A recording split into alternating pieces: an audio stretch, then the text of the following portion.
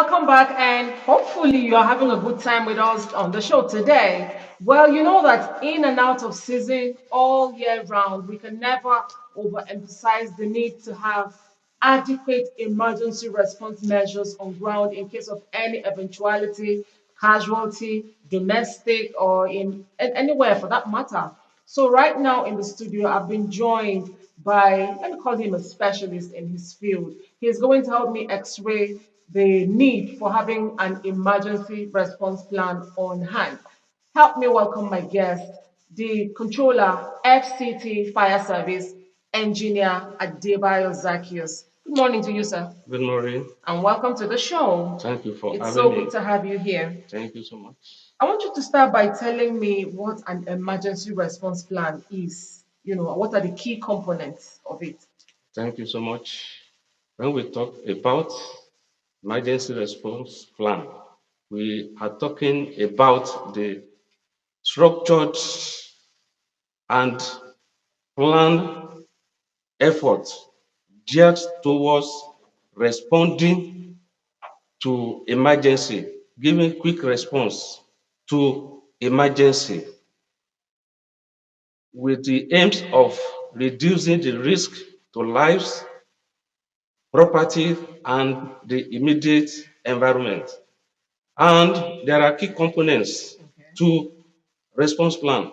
Number one, you identify the risk. Number two, who are the vulnerable? That's those people that can be affected with this risk. Then, what are the preventable measures that we can apply to minimize it to the barest minimum? Then, we talk about the training and retraining of those that are vulnerable. Then, we review our plan. Now, when we talk about risk identification, you are in a station, you see a leakage, fuel leakage, maybe in the pump or petroleum tanker. It's a risk you have identified. Or you are in the kitchen, you are hearing a sound from your gas cooker. Okay. It's a risk. Or the hose, you are seeing watery uh, substance Substance. on, it's a risk. Or naked wire or something just like that. It's a risk identified. Then, who are the vulnerable? It may be children, the pregnant, the Aged, physically challenged, challenge. the aged people are the vulnerables. Then we talk about how we can prevent these vulnerable from being exposed to rape. That is one when we are talking about preventable measures. Okay. Thank you. Speaking of which, I want you to tell me the strategies you use to mitigate risk, and also prevent extensive emergencies. Yes, thank you so much. Uh, the strategy used number one is preparedness. You have identified the risk, then how do you prepare? If this, if there is emergency, how do you handle it so that the loss of lives will be reduced to the barest minimum? The environment, the immediate environment, how will it not be put to risk? When you identify this, then you collaborate with the sister agency on how to respond in times of emergency. Then, what are the safety rules and regulations that you can apply to ensure that the general public are carried along Alone. when you are enforcing the rules and regulations? Okay, fine. As an agency, how do you conduct your risk assessment, to identify potential areas of emergencies? Yes, thank you so much. As I have just told you, you carry out physical assessments. For instance, you enter this building, how many exits do they have? Do they have fire defense equipment? Do they have fire alarm system that can give warnings to the occupants or send signal to the responders when there is emergency? Then I told you about those people that can be attacked when there is emergency. These are the people that are vulnerable whenever there is emergency. Then I talked about preventive measures. We have them in large number. Uh, when you identify the risk, what are the preventive measures, both in the marketplaces, plazas, estates, uh, residential buildings, in the offices?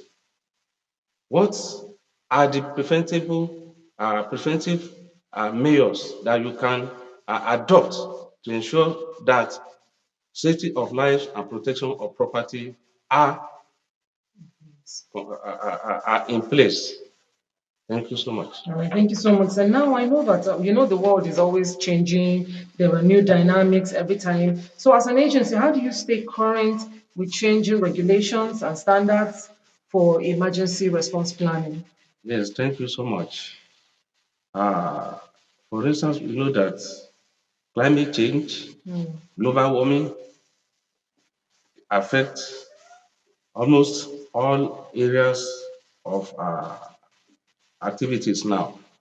Number one thing we do is creation of awareness. Awareness.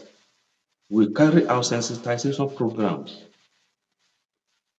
all around the nooks and corners of our environment, marketplaces, area councils. We sensitize people on how to mitigate hazard, how to mitigate emergencies whenever it occurs. Also, we have our safety regulations that we make use of whenever there is awareness campaign. We ensure that people comply with safety rules and regulations, because what happens, the loss of lives, the disasters that happens are preventable. It's not that they must occur, but because of negligence, because of carelessness, because of ignorance, they happen. Look at the fire tank that fall day and night. People still go there scooping petroleum products. They are ignorant that the risk attached to this exercise is great. Any little spark in that environment will take off their life. I didn't mean that they know they will not do this. So we create awareness to the general public on what to do. Then we let them know that anytime there is risk like this, they evacuate the immediate environment. The occupants. The occupant must evacuate immediately and report such incident to fire service, police, or NEMA or FEMA, as the case may be, so that when we come, we'll be able to carry out our roles to ensure that the emergencies do not degenerate to disaster. Thank you. I want us to dwell on communication protocols, especially. Can you help us clearly outline the roles and responsibilities of an effective emergency response squad? Thank you. When we talk about communication protocols, we are talking about chains of command. Whenever there is emergency, we have uh, chains of command. We let the sister agencies that are involved, that are stakeholders in uh, emergency responders, to know that there is problem somewhere, we coordinate them, we mobilize them, we call them if it is police, if it is road safety, if it is fire service, if it is civil defense, we call them and we make sure that the operation is successful. So we also teach people, we train people on preparedness, that is fire wardens. What is their role whenever there is emergency? How are they to conduct the occupants of the structure they are in? We call them fire wardens. Okay. How they Same as will help. firefighters. Yes, Okay. they are trained auxiliary firefighters. How they conduct people, the aged people, the children, the pregnant, and the physically challenged people out of the structure so that there be no stampede or loss of any lives or anything of such. Finally, before we go, I want you to advise the general public out there on their own role, what they can do immediately when in the case of a fire emergency. Thank you so much. All of us has a role to play. The general public, the fire service, and the government. Number one, do you have the contact number of responder anytime there is emergency? Do you have road safety emergency contact? Do you have fire service uh, contact number? Like in FCT, I always tell people call 0209 290 6118 whenever there is emergency. Also, there is a toll free line 0800 00 32837. When you call any of this line, we will come and rescue the situation immediately. All right. Thank you so much for coming to educate us this morning. It's been wonderful talking to you. And keep up the good work for humanity.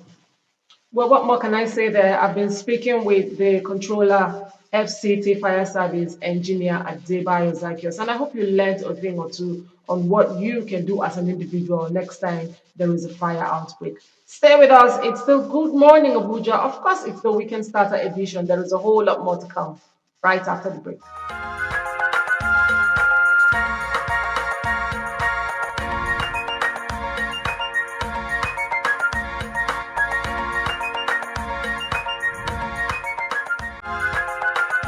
Good to know you're still with us on Good Morning Abuja for today. Well, you know that the advent of social media created people we now call content creators.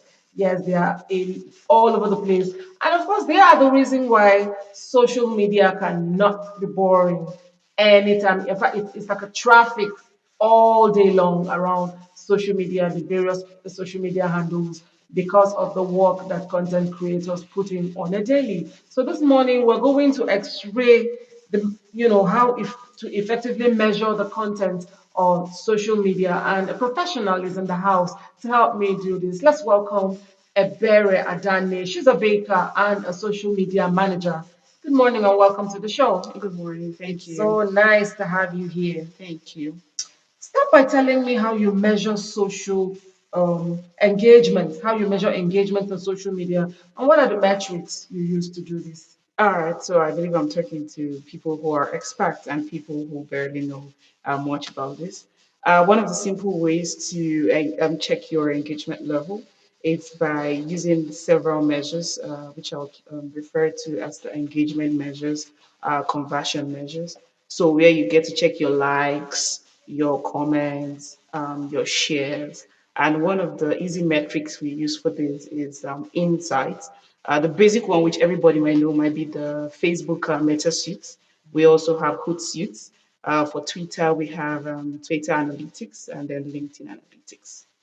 Okay. So as a content creator, I'm supposed to come check up on all of this every other day. Yes, for every content, not just every other day, every content you create, every content you put out there, and you want it to have a wide reach and robust engagement, it's very important that you check these things out so you know if it gets to the population you desire for it to get to, and if it's actually like making sense to everyone who watches it. Yeah, speaking of which, speaking of making social media content is massive. Yes, it You know, is. it's dynamic. It's all over the place. Now, as a creator, what is your strategy for increasing engagement on Uh, social media? okay, first thing I would say is originality. Okay. It's very important for you to be original because these days, if you go online and you put in any keyword, you have so many options. But then the Especially with the original, tag. yes, original ones will come out topmost. So originality is very important. And consistency. So, as a social media person or you desire to be a content creator, it's very important that you're consistent. Not like we see you today, and the next time we're seeing you is in the next 5 days, and the next time we're seeing you is in the next 2 weeks. So, you have to be consistent, have a pattern. There are certain content creators people go to look out for because they know, oh, today something new is coming, tomorrow something new is coming. And in the situation where nothing comes, you see where, especially for where relationship has been built, everybody's like, oh, what happened to this person? We've not seen. And beautiful enough, it has helped a lot, especially on Twitter, where we don't see certain people and we try to dig out, and it has really helped to know about the whereabouts of people. Sometimes a creator can put up something and everybody is on it. Everybody is swimming around it, and it goes viral. And then some other time, it barely gets viewed. What could be the reason why, and what should they have in mind? How can they measure why this particular content is going viral and this one barely getting viewed? Okay, the baseline for this is algorithms. So, in as much as because of people who have studied algorithms of all these social media platforms, we also have the owners of these social media platforms do their thing part time. Where we have someone who probably has a reach of about 300K or maybe 1 million, and on a certain post is like 21K or even less. So, it's very important for you to understand the algorithm of any social media handles you're using. So the baseline for it is algorithms. I'm not going to deviate, but I want to ask you something. Yeah. What is the reason why a sponsored content is, gains more viewership than the Okay. one that is not sponsored? Yeah, I also like to add that not all So sponsored content. content get me, because if you're not doing the right thing, Okay. say for example, Community standards and all. of course, aside community standards, you're not using the proper words, you're not using your target words, it could be a challenge. Because if you're trying to put in so much thing for one advert, these people are trying to make money. They need you to be specific for whatever you're trying to advertise in a particular content. So that's aside. Now, why paid ads or paid promotion will have greater reach and engagement is because you're doing the extra. Let me just Oh, leave it okay. that way. Okay. Thank you for clarifying that. You're welcome. You are also a baker. Yes, I am. How has social media aided you in that line of business? Or I would say brand visibility. It really has helped me customer retention and relationship. It has also helped me with increase in sales growth because I put out my stuff out there. I have some people who jokingly say to me, I have you at the back of my head whenever I need a cake. Why? Because Wow. everything I put out on certain platforms where I have a lot of people who know me or who desire to know me are this put on my business. So brand visibility is one thing, and also sales growth. Yeah. Lovely. Now, Thank how do you. you analyze and interpret engagement, metrics such as the likes, the contents, the shares? All right, so let me use an example of Instagram. So for each content or for each post, as we all know it, we have we have tab on each called the insights. So when you get into your insights, it gives you a beautiful breakdown of even where the people that are liking your comment are liking from. Okay. It gives you insight to gender of the people that are liking it. It gives you insight to the timing of when you had your highest engagement. So these things help you or guide you to know how you create your content, how you put out your content. I see. Now, how have you been able to handle, balance between being a social media manager and your line of business as a baker? Okay, I'm a pro person for time management. So I'm able to balance it because I believe so much in appropriating enough time for each task. I actually run my cake business as based off on custom orders. So it's not like I have a store where people work in. So because it's customized, I have enough time for others to work on. I'm able to balance it. Time management for me is very apt. Time management, time discipline, whatever you want to attach to time, it's what has really helped me. And then because both also work intertwined, both also help each other. I mean, when I was starting out, taking up courses on social media, AI courses, and all of that, I had profit from cake business to help me. And then every knowledge gained already from social media also helped me to make my brand more visible. So they are intertwined, Yes. and I just try to manage it. I want to talk to me about something. There are lots of content creators out there. There could be 1,001 ladies on hair and makeup, and 1,001 others on comedy. What is that thing that should stand me out as a creator, Okay, so that I am not, thrown out lost in in the the whole crowd. traffic? All right, originality. So three of us might be making cakes. I'm more original with what I'm doing. We have three people trying to make cakes. One person just puts up the beautiful picture of her cake for us to see every time. We're like, oh wow.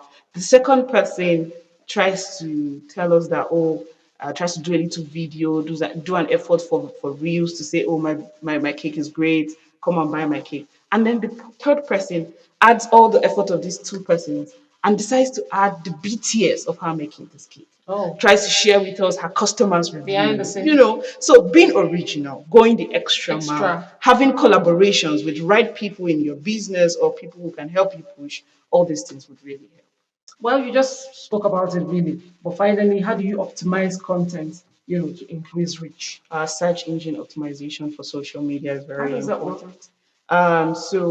Well, it's a whole lot of complex word, but simply put, it's sitting down to understand what do I want to advertise, what do I want to put out, how am I going to do it. Also, using the insight, like I've said, using your insight to understand. So, for example, Instagram Insight will tell you your peak hours per day or when your stuff is going to go wild and all of that. So, all these things really help. So, it's in summary, it's not just putting out the content, it's sitting down to understand who do I want to reach out to, where do I want this thing to go to, and how much am I willing to share for people to see. Thank you for coming. It's Thank you been so insightful, much. and I personally learned a whole lot speaking Oh, I'm with so you. glad. Thank you so much. Thank I've been you. speaking with Ebere Adane. She's a baker and also a social media manager. Stay with us on the show. There's a whole lot more to come after the break.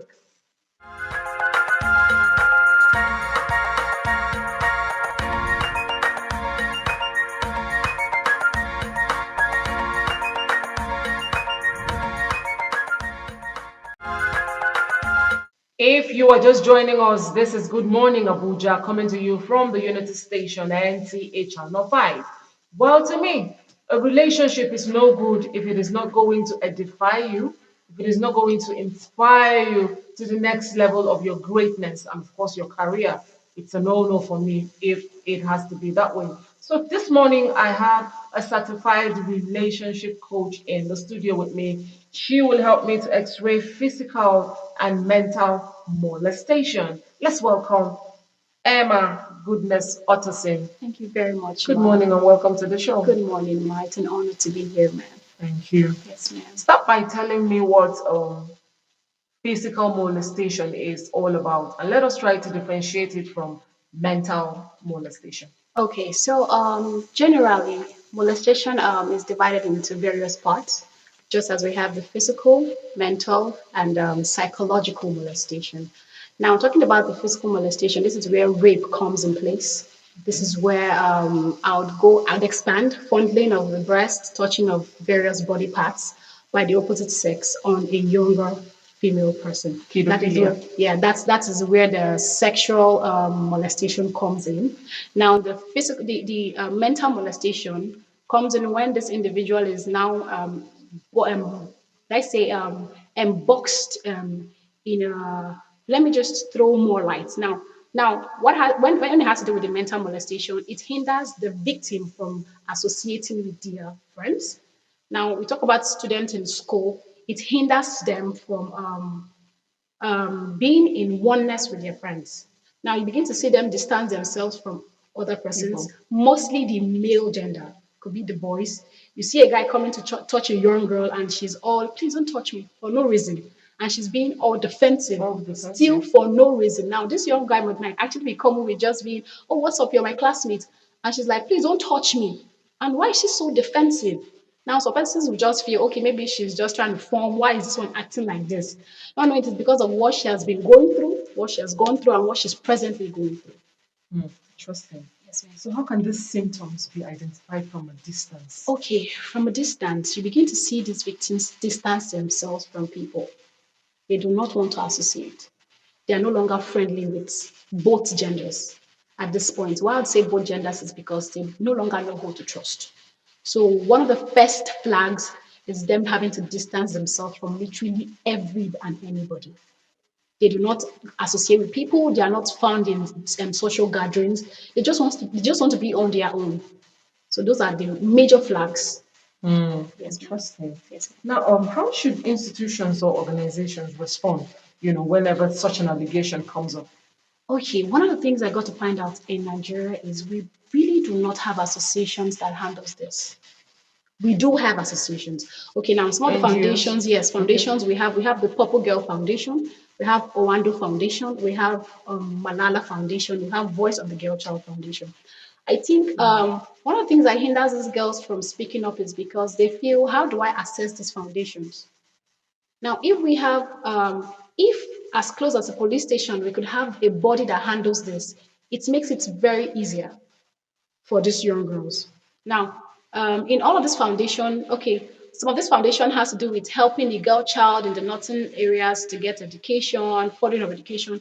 It is just voice of the girl child that has to do more of the whole sexual violence, abuse, handling. And now sometimes, if the police stations are made to be a help point for those girls, imagine a young girl going to the police station and saying, "Oh, I was raped by my uncle," and they don't just see it as, "What were you putting on before he touched you?" Because this is like the general term. What were you putting on before your uncle touched you? The next thing you're hearing, please, just okay, don't worry, we'll handle the case, and it never gets to be handled. So this has literally trapped a lot of girls. They are going through this hell and they are keeping quiet. Now, of recent, a young girl of 14 was raped by her stepdad. She told her mom, and the mom did nothing about it. The mom said, before he'll touch you, you must have done something to trigger a touch from him. And this is a girl who barely knows what She's a being minor. intimate, yes, is. She feels this is also my father. That's the mindset the mom gave her. This is also my father. So I could freely put on my singlet and tie my wrapper in the house. Now he's been sexually attracted to this young lady who has always seen him as a dad. And he's been constantly doing this. So she's been speaking to her mom and nothing has ever been done. So she went to the police station with the mindset that I was going to get help from the police station and nothing was done. All they asked her was, what were you putting on before he touched you? That would have been the reason why he touched you. Now this lady, she's literally going through a mental breakdown. She feels this is how all men are because nothing has been and nothing is being done about it. So I feel if the police station is going to be like the closest place where we could assess or report a case, that should also be actually taken up. That okay, if a person comes to report about this, there should be a particular person who is in charge of this, Like a who can desk now, officer. yes, ma'am, who can now literally help this young lady. Okay, I know a higher officer or somebody in the higher office that could help you, like the child line support, who could actually help out. Not them bringing a case there and they're like, we don't handle such a case here. So I feel this More should also structures can be put much, in yes, place. ma, that could be closer to the local bodies, not just you have to speak to a higher person in office and you're getting to hear of protocols. Before you know, a girl child will just forget about it and be like, well, I think it's just normal. The next thing you're finding a girl child on the street and you're like, oh, probably the mom didn't train her well. That's not true. A lot of young ladies today who are on the street had perfect home trainings. But circumstances and life happen to these people. And people are not even listening to them. All they do is just conclude that this one is a harlot. But that's not true. Before she got into the street, she must have spoken to one, two, three, four persons, and nobody gave her a listening ear. And this is where the devil comes in and brings somebody who would listen to her in a negative way and tell her, "Ah, you're no longer a virgin. What's the essence of you keeping yourself? Why not make money out of this?" And trust me, when they do this, they'll see the essence of making money with their bodies. But if they were schooled from inception about the effect of even getting intimate at a young age, what to do when you're being raped, who to speak with, the body that is supposed to handle this, that is even a closer body. I feel I know sexual molestation will be reduced. And one of the things I believe in, I'm so sorry, I'm a pastor and a pastor's wife, but I believe so much in jungle justice. No, you At this do. point, yes, ma'am. Because okay, there's a guy that is literally flocking the internet, one Timilain Ajayi who Yes, butchered a yes. girl. Now, I was speaking to some person and they're like, Ma, can they just butcher this guy limb by The limb same way. for him to feel the pain this lady felt? Because there is no way you would tell me he would not feel a pain when just one limb is taken off. Now he did this thing. I literally feel the government is literally dragging this case, but I would feel they have their own way in handling the whole thing. We all hope justice is going to be That's served. just the major thing. So if all of these are being combated, sexual molestation would reduce. And now one of the things I And got we to see find out, victims punished. yes, ma'am. And I mean, what perpetrators. perpetrators, yes, ma'am. And this will literally help these victims. A lot of victims are literally shy of speaking up. I have a friend who, if we're together, she speaks fluently. But when she's outside, she's not saying anything. And I'm like, why? She said, there's really no need. Until I got to sit with her and we had a tete a tete. And I got to find out this lady has been a victim for longer than she was even supposed to be, just Mental, because she couldn't it's speak definitely up. a very severe form of abuse. Yes, And ma'am. so is mental molestation. Yes, ma'am. Talk to me about victims of mental molestation. How do they end up mentally? How does it also affect them, their productivity and all of that? Okay. It literally makes them have a snail kind of lifestyle. Some of them do not even want to get What do you mean married. snail kind of stagnated? Yes, ma'am. Okay. Yes, ma'am. A lot of them do not even want to get married because they feel a man can never be trusted. Trust issues. Yes, ma'am. So they begin to have trust issues. They don't want to associate with nobody. It is that bad. They could be going through hell and rather not speak up. And the next thing you're hearing, somebody committed suicide. Over what? Now, that person must have been going through hell, but has not had somebody they could literally pour out their heart to. So the things they go through is they begin to have trust issues, they begin to distance themselves from people, a lot more. Let's talk about legal frameworks that are in place. What are the legal implementations for cases of molestation? And quickly again, because our time is almost up, Okay, ma'am. how can victims seek counseling? Okay, we have therapy sessions. Attend a therapy session. Speak to somebody who is in a higher authority. I'll say speak to your pastor first because I know some pastors would not judge you. So speak to somebody you know is on a higher hierarchy than yourself. Go for counseling, go to the hospital, seek to speak with a counselor. That's the way out. That's the first and the most boldest step to Step. take. Seek counsel, seek a counselor, and pray. Prayer is very important, ma'am. You cannot heal from a sickness without you involving God. You can be counseled and told a billion and one things to do, and yes, you walk by it, but your progress would absolutely be slow because God is literally not involved. So once you carry God involved in whatever process it is, trust me, your healing will be so fast. Thank you for coming. It Thank you was very much, insightful ma'am. speaking with you. I've been speaking with Mrs.